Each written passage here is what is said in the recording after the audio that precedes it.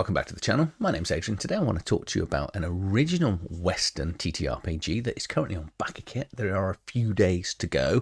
For full disclosure, I was sent a copy of this book several months ago, asked, whether I'd be interested in having a look at it, and I was like, yeah, that sounds always good. Westerns, for me, always sound good. And this is actually a different one because it's not... So things like Deadlands are sort of based here on an alternate universe, history, Earth. This is on a completely different, what feels like a different planet. And what that then does is it allows it to... There's Wyrd West, and there's weird with a Y, Frontier West, which is what Huckleberry does. So in this video, I'm going to show you what's on the Backerkit. If you are too impatient and you want just the PDF copy, I'm going to show you where you can grab the PDF copy today, as well as an adventure as well. And then at the end of the video, I'm going to take you through the rulebook of what you'll actually be able to get. Well, most of what you're going to be able to get, because with new stretch goals open, what I'm going to show you today is already out of date. There's going to be new creatures, monsters, traits, powers, things like that that's coming, that's beyond the book that I was sent. Because when Stephen sent me this book a few months ago, there's even more now in the book that I downloaded a couple of weeks ago to get prepared for this. He said, oh, I've added a few more pages, and there's a lot more to it. So being as the Backerkit is doing so well, there is even more. But I will timestamp everything for you so you can see where to go. But let's just take you over to Backerkit and we'll see what the fuss is about with Huckleberry. So here we have the Backerkit page. So I will link this in the video description as well. And we are just under 59,000 with 6 days to go. So I'm slightly late. There's lots of other things sort of took over, and I probably one day I'll actually put a recording schedule and get a little bit organized. But if we get to 50,000, there's going to be a new scenario added as well in here. So the artwork, one thing you will notice about the sort of cartoon style artwork, I say the whole thing when you go through the book very much feels like a sort of graphic novel. And I think looking at it as well, seems to be one artist throughout, which is obviously tends to be, might be a little bit more expensive, but it keeps to an absolute style throughout the book. But this Backerkit is for the physical copy. So if you want the PDF copy, you can grab a copy on DrivethruRPG, and I'll show you that once we go through this Backerkit here. So here we've got Huckleberry, a Wyrd West RPG. You are going to need packs of cards in here. It does also recommend you use poker chips. One thing I'm not going to do is take you through the full rules of the game, because you'll see in reasons coming up in a second, but it's a game about tragic cowboys in a world doomed to calamity. So the players are going to play Mavericks, which in essence are better than humans, where they are heroic, powerful, swifter, keener-eyed, better at fighting, more chance to survive against these weird creatures and stuff that's going on. But this is what's saying about being a different world. It allows them to, like, you got this creature here with this like extended webbed sort of bat-like hand. But what it also does is when we start looking at player characters and things, it's going to allow the players to pretty much play whatever they want. So their job is to hunt down and slay monsters spawned by the mysterious ever-present force simply known as the Wyrd. The rules are going to take about 20 minutes, and they're easily converted. In essence, it's take your die for a stat, take your die for a skill, roll them together, add what they come up to, and you're hoping to get 10 or more across the two die. And I think it goes down D4 all the way up to D12 for whether it's attributes or skills as well. And then you get like a weird die in there as well. Say there's going to be other things you're going to need cards for and stuff. But there is a video here by Dave. I think it's Dave Thermator. I'm not really sure how he pronounces his name, but he's a very good YouTuber. Go and watch that, because this will fully explain the rules. Because the one thing I did find with the rules, say, in essence, are very simple. But what Stephen's done is he's made it a little bit complex, which means it's good and it will last longer because it's not really light. But some of the words and mechanical phrases he's used, I think that's going to be the bit that's going to take a little bit longer to embed. But in essence, you've got things like advantage and disadvantage in here, again, called different things. So, but it's going to feel very familiar to anyone well, there's also it's got that essence of Savage Worlds to it as well. So you got, depending on how good you are at a attribute or a skill, would make the die that you're rolling larger. No exploding dice though, so it's just flat dice rolls. But it's a modern horror setting, so this is this actually does feel, when you go through it, a lot more horror than wild, if that makes sense. But it's very cinematic. It wants this to be, I say, the players to be heroic, grand sort of scenes. You're gonna want it's gonna allow the players to do things like hanging off one hand as a train sort of bombs down the track, as it's pulling out the pistols, drop the pistol, grab your rifle, try shoot your rifle one-handed. It's going to really allow the players to sort of drive the narrative. Flexible storytelling, it says. Actually, when you download, get the PDF, it does come with some adventures as well. There's 9 adventures rolled into this if you want to buy it on the Backerkit. And meaningful downtime. So the game works in seasons, and the world does move on and change, but there are specific things you can do in the town to sort of drive the character forward, experience, etc. in there. There are some quick draw rules as well, so you can download the quick draw rules. It will take you to a link on DrivethruRPG, and it comes in at 81 pages, which I think, if I remember, that was what the original version of the book that Stephen sent me several months ago. I say the version I'm going to be showing you today is up to 162. But stretch goals, and the way this has just exploded and doing so well on Backerkit, I think it's going to add more pages, because when we see the stretch goals that are open, there's going to be more monsters and creatures are there. But it's a bespoke, fast-paced Western horror TTRPG, and this is for a physical copy of the book. So it is $40, and it's going to come with this amazing artwork on the front. And it says 160 plus pages for the deluxe treatment of the cover. It's going to come A5 format, linen bound as well as a silver foil stamping printed full colour. So it's easy to learn. It's a relatively simple system. I say it's the wording that, watch that video and you'll get what I mean, and that's just going to be the thing that's going to, I think, take a little bit of time to bed in. Like it says here, rolls always succeed on a 10 or better. You also actually, every 2 that you go above 10, you're going to build up. I think it's called antis. It was called, again, watch the video. So it's player focused, very much player focused. Customizable characters, because it's classless. So it's whatever you can imagine, pretty much you can play. And modded weapons. This section, once we get into Big Iron, which is what your weapons are called. The weapons don't need to be made from iron, but it's like every character is going to start with 2 big iron, and that might be a dagger, and it might be a rifle, and these are things you're very skilled at, very good at, and you can upgrade and modify that big iron to become even better at fighting. Then for an extra $30, we've got the Season of Avarice here, which is 7 standalone adventures. It's going to go to 9 if we get to 50,000. And Divine Comedy is the first one here. The reason I'm talking about that, bear that in mind once we get over to DrivethruRPG, and I'll show you the link over there. So we've got all these other adventures. So that's $70 realistically, because you're going to want the core rulebook. The core rulebook is the Games Masters and Players and Monster Guides. That's everything wrapped in.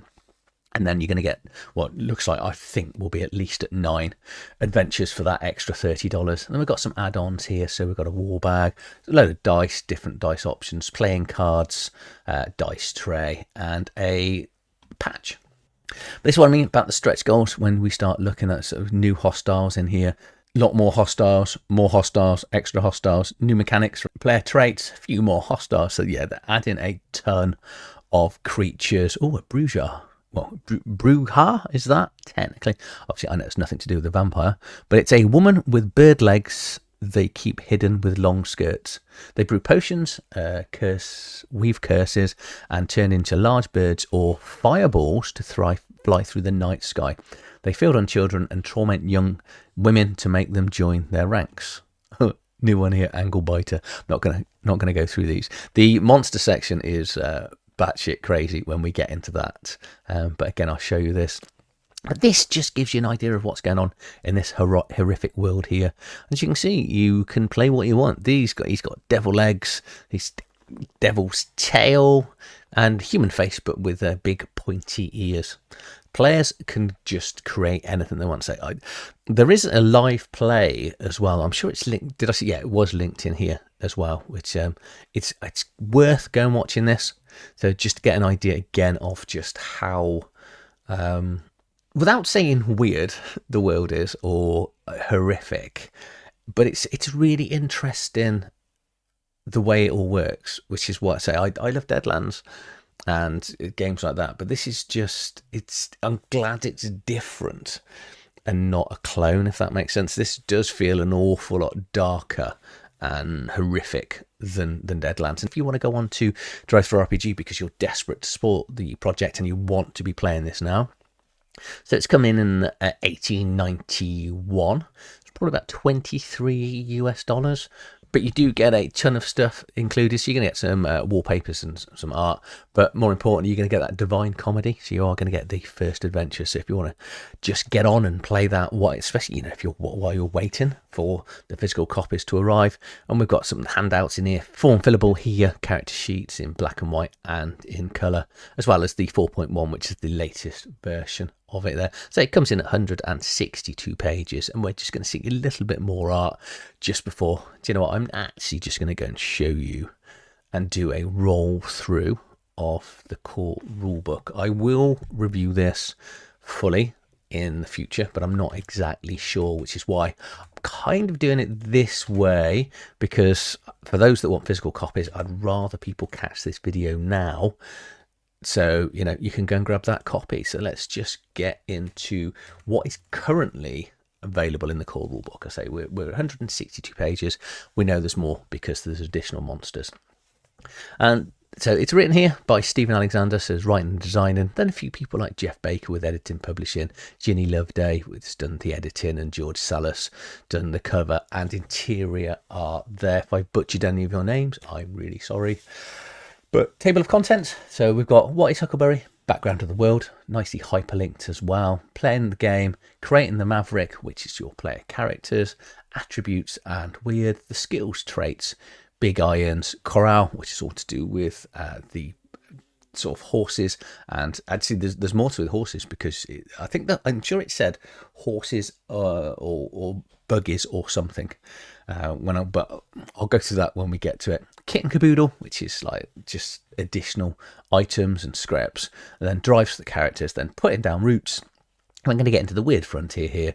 Trail bossing, which is how to be the games master, and then hostiles, basically closes down the book, which we then know we're just going to get a ton more as we go through. But this is the bit where it says, it's fifth world, so it is, from a timeline point of view, very much think 1880s sort of frontier America, but it is on the fifth world, which is a completely different planet with a different background. But technology-wise and everything, that is where we are. But the world is ancient, so it's been around for a long time. Water is scarce, and greed and lawlessness are abound. So that is your kind of world. This is going to take you through what you need. So you're going to need from D4s all the way up to D20s. You're going to need a full pack of cards. I'd have some poker chips as well, just because when characters generate things like, I'm sure it's called aces, that you can sort of give them out, and they can store up to 4, and you can generate more from doing rolls. But if they generate additional ones, they've got to spend them there and then on their roll, because you can only ever store up to a maximum of 4. But again, go and watch the rules videos for how they work. But they're going to do things like, give you raises to do additional benefits and advantages, etc. in here. But I'd say from a skill point of view, an attribute, when you want to do anything, I probably should have said there's only 9 skills in here. So it is, the mechanics feel quite, say, simple, but there's a lot to it. But the skill set, because it's so narrow, makes the game still feel really light and accessible. So it's one of those really weird things that shouldn't work, but it feels like it's going to work very well. So when I watched the live play, it ran really well, because it's up for you to the player to decide what attribute and skill. Well, it's up to the games master to agree, but from the player's point of view, it's up to you to sort of try and convince them where you're going to go. If you get double one on both your dice, snake eyes is in here, nice easy expression. So that is going to be an automatic failure regardless of what you're going to do in the game. So character creation, really simple. Determine your blood trait, which we'll see here. So we've got blood trait here, which is things like your species or ancestry, you could say, whether you're pyrokinetic or a shaman or a skin changer. You're going to have your flesh traits, whether you're ambidextrous, you've got claws, variety of other stuff. Determine your disposition trait, so are you academic, are you firebrand, justified, and then your callin, so were you a detective, a musician, pickpocket, things like that. You can either pick these or you can roll them, or, well, actually, because there's the 13 to 14, you be picking them out with, get 14 cards and make one card. But I think players are probably going to want to pick them. You're then going to assign your attributes, and you're going to pick your favourite one, a D12, and then the others are going to have the weakest one will have a D6, and then the others will all have a D10. One's D10 and one's D8, and then you've got a weird die, which is effectively, it feels, from what I can work out, is your defensive die as well. And the weird die can change. You're going to then pick one of your skills at a D10, and then the rest of the skills are going to be at a D6. You're going to have a few that are going to be a D8, and it does recommend that some of your big iron skills, either broad, handguns, or long guns, are always at a D8 in here as well. You're then going to choose your iron package, which is the type of the 2 weapons. You can decide to purchase. It's probably quicker and more sensible to pick a package. Choose your ride package, your basic kit package, your wealth, and then you become an icon. So again, you'll just carry on through. So, assign your attributes, assign your skills, do your big guns. Here's your, whether you go old reliable or you want to go gunslinger. If you go gunslinger, you're going to get a revolver modification on that quick door holster as well. And the bit of the big iron you're going to get is a derringer. I keep saying big guns, I mean big iron. I don't know why I keep saying big guns. I'm sure isn't that a Skid Row song? Do your 2 different types of weapons, because you could do old reliable here, which is a revolver and a knife, but the big iron knife is going to be modified for balance. Say horse or buggy, this is it. This is where you're going to pick your mount, or whether you want to use a cart. Your kits are just going to be sort of background kits of other things you're going to be carrying. So if you go with a cattle driver, you're going to have a lasso and some coffee. You're going to get your additional wealth. You can trade some wealth in and make yourself worse to get additional chips. Chips are the currency in here. And then finally, you're going to roll a D10, a D8 and a D6 respectively to randomly roll your coat, your hat and your belt. And that's it, you're done. We've got 4 attributes in here. So we've got quick, grit, recon, and spirit. Quick is reflexes, grit is strength and toughness, recon is your wit and logic, and your spirit is your ethics and mental willpower and inner strength. And then the wild is just a wild dice that seems to, so what I can work it out is you tend to be rolling this when you're making any saves or you're being attacked by other creatures. I've already seen this on the Backerkit page, but this is just, I'd say the artwork throughout it's so graphic novel in feel. But so we've got 9 skills in here: athletics, brawl, bushcraft, education, expression, handgun, long gun, skullduggery, which covers an awful lot, and wrangle. Well, they all cover an awful lot in there as well. So the blood traits here. So this was like your initial, say, it feels like very much a species where you're going to be damned, a devil child, a fey child, Haxon, things like that. Let's just pick on the leech. So once per stretch, which is a session, when you impose bleeding on a at-hand target, which is someone close to you, you can drink their blood to decrease the injury severity. When you take a nickel ailment, decrease the dice size, and you have an aversion to salt. So a few of them have that. The skin changer obviously has an aversion to silver. Then we get the flesh one, whether you're ambidextrous, bullheaded, varieties like sort of character traits in a way. Disposition represents your personality and influence. So this is where you're going to be sort of bloodthirsty or brave. And then your callin is what they learn over life. So let's just pick on Trail Boss. As a simple action, discard a sleeved ace. This is what I'm saying, what Dave's video, to grant all Mavericks, which is all the player characters in short range, a raise on their next skill checks. That's going to help people out. Over time, the players will become legends. And there's a few things here which are going to start making them a lot more powerful. Mavericks, in essence, already feel quite powerful compared to, I say, standard humans. This isn't Earth, but to a normal character. But they're going to need to be, because when we get into some of the creatures that they're going to fight, they need to be very good. And the player's going to enjoy having, I say, all the heroic actions and things they can do. Big Irons, as you'd imagine, is the section that's going to look at all the weaponry, ammo, different tags that are around, and then more importantly, the modifications and upgrades that you can make. So, for example, we've got a saber here, which is a curved sword designed for swinging from a horse, and you've got a cost here. It's got a tag of bulky, but the available mods. So you've got a knuckle duster, serrated or silvered. So these are keywords that you can add to it to do normally additional damage or be able to do something faster. This then just explains the cost on what we're going to do. So what did I pick on? So let's just have a look at serrated, because that's the one that we went serrated. So that's going to impose the bleeding check. So it's going to cost you 3 chips, so 3 amounts of money. So this is what I'd use poker chips for. And this big iron can impose the bleeding effect. Don't like this picture. These horses are nice. These horses look like they're being hurt, and I'm not a fan. It's weird. I know it's just a comic type drawing, but I don't like seeing animals hurt in movies or things like that. Humans, absolutely fine. It's just weird. This is going to take a little bit through riding and the riding skills, and then different types of animals, including camels. Yes, because camels existed in the Wild West. Actually, no, this isn't the Wild West. This is a different planet. This is a 5th planet, but it does still feel like the Wild West. And we've got different types of carts, like stagecoaches and stuff. I like this. This very much feels like, I'm sure is it in Red Dead Redemption 2 where you go to the stables and you can sort of pick out bits on the horses and stuff. And this is kind of weird, like the weird touched hoof here for the horse, or the weird touched face, which is quite gross. I don't want that one. I don't want that one, and I don't want these legs. I'll have a nice Palomino, please, with a bold face and stockings. Thank you very much. Kit and caboodle, so just additional equipment, things like bandages and coffees that the players are going to have. And then it does a very much abstract equipment, this game does.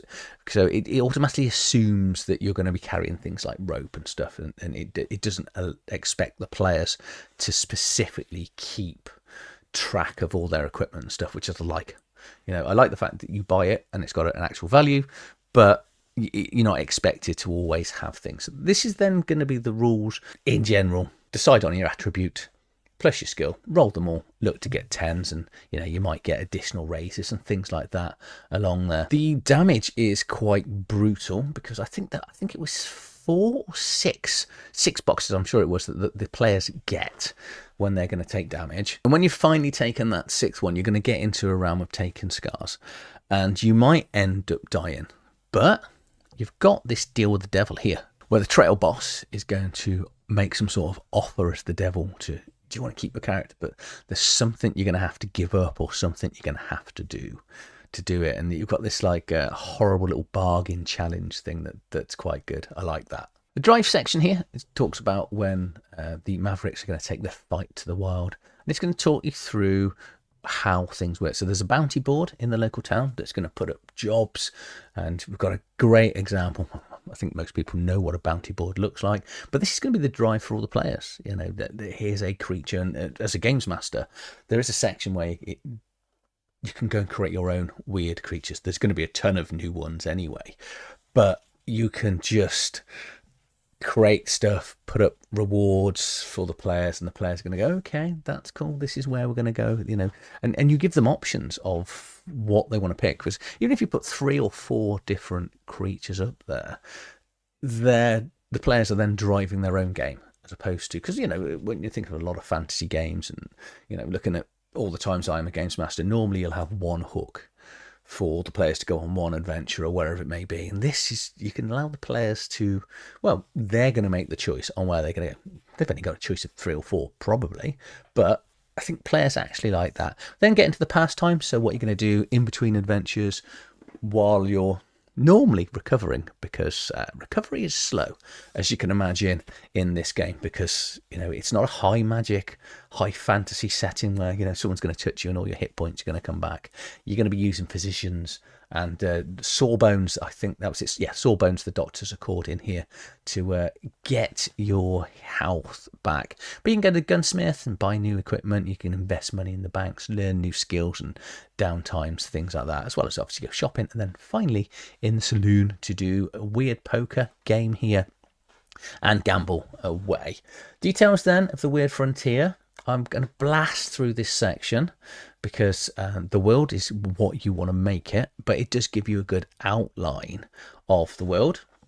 And it talks about, banks and high risk versus low risk versus high return, bounties and hired guns in the world, the old companies to be hunted. So in the eyes of the Huckleberry, fur company, the world exists in two categories, predator and prey. So this should just give you a good idea of what's going on in the world. And what I like about this section, because sometimes when you're world building or reading someone else's world, I try to stick to it sometimes, but what I like about this is there's lots of information, like Roy McMaster's down here. So the founders of the McMaster's Detective Agency is Roy McMaster's.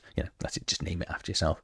A tall, broad shoulders man, and he's hard to miss in a room, but it gives you little bits of information, so you've got an idea of what he is. However, behind the burly appearance, one of his most astute minds ever to walk the lands of the wild frontier. Investigation, surveillance, apprehension, hand-to-hand combat, and gunfighting. McAllister's excel at them all. So it just gives you an idea of this other agency is going on. It doesn't say exactly where it is, how many people they've got working for the agency or anything. That's up to you as the games master to come up with these. And it just sort of lays the foundation for you to go and build on, which means when you're doing these sort of mini adventures, it's got a feel of like, and I don't mean hex crawl as in completely randomly build out the world, but this is going to allow you as the games master to send people to certain things.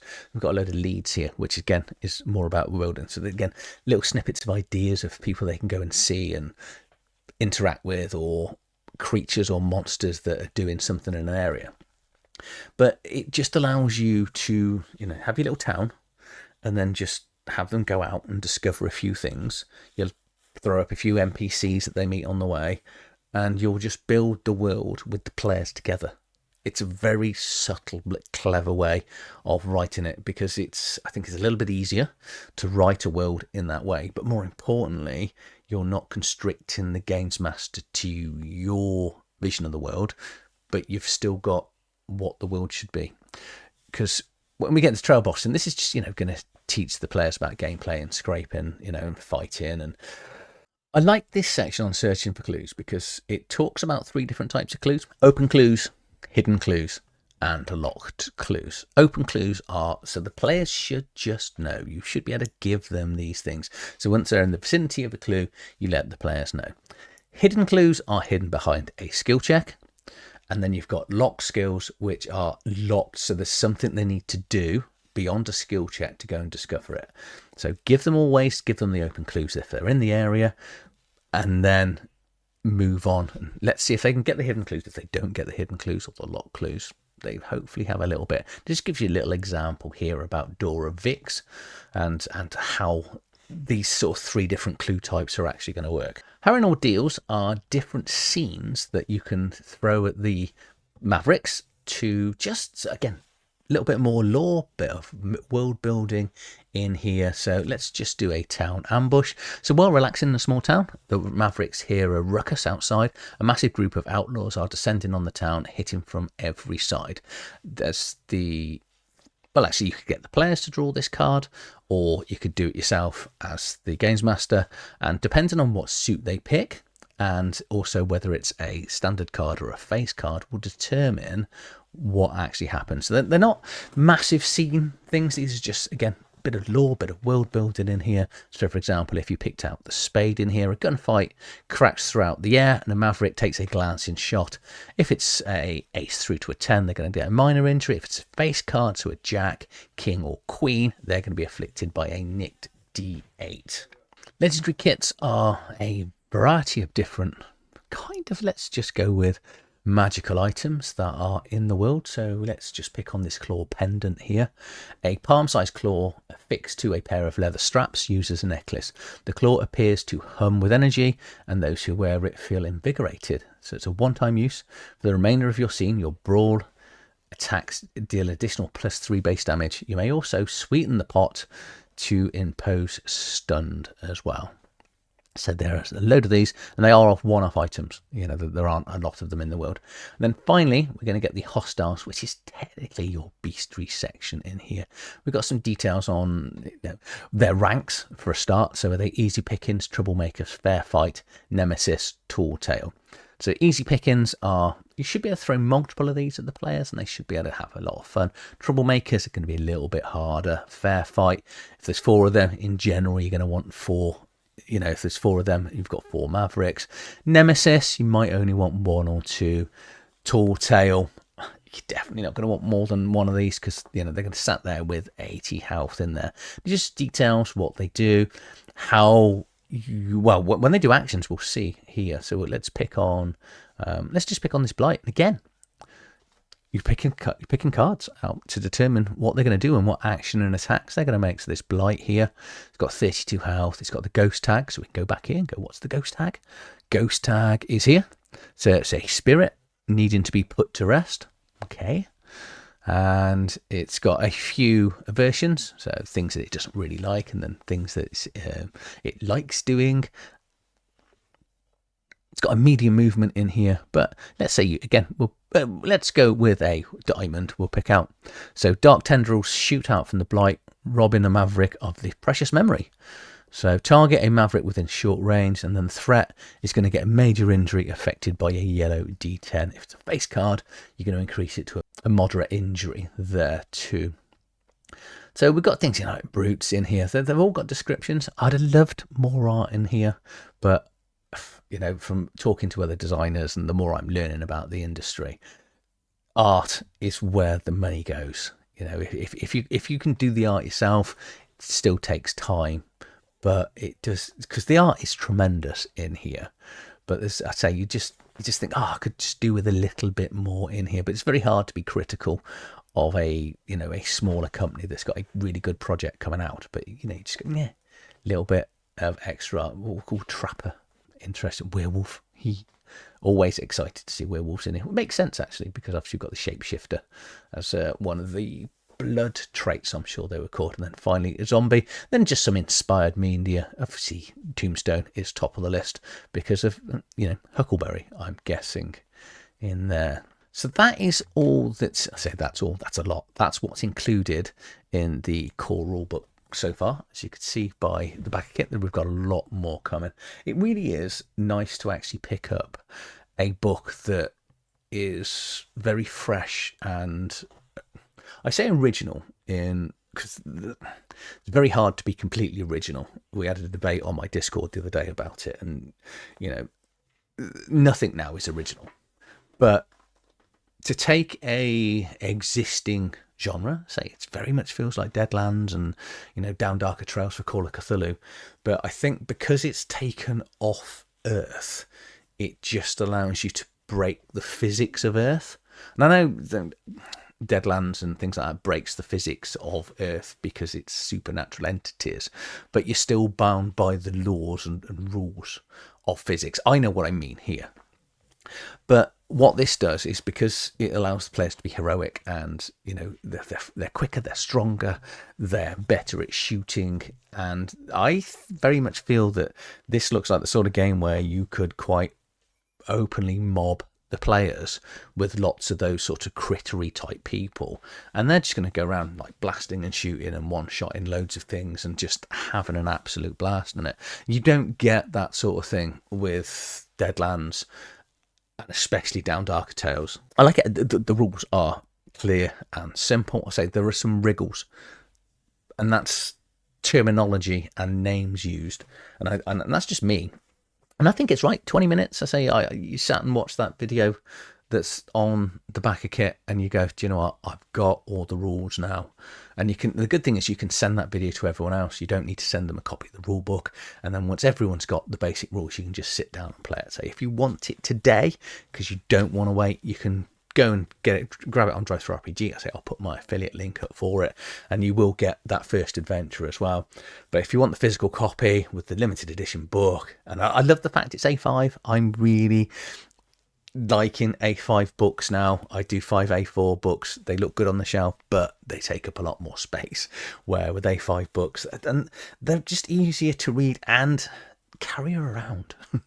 They just save a lot of space. I'm kind of thinking I want the whole place now to move to A5. Don't do the weird Deadlands Savage Worlds books that are in the middle, because they don't fit in my A5 shelves. They have to sit in the A4 shelves, which is I kind of want.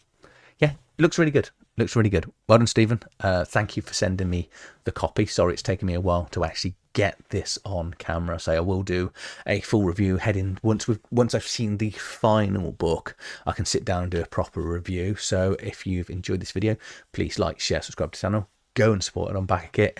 Say if you're a PDF person and you want PDF now, just grab the PDF. If you're a physical person like I am, back it on Backerkit and actually do the $70, because then you're going to should have 9 starting games to go with it as well. So I'll see you soon. Thank you for watching.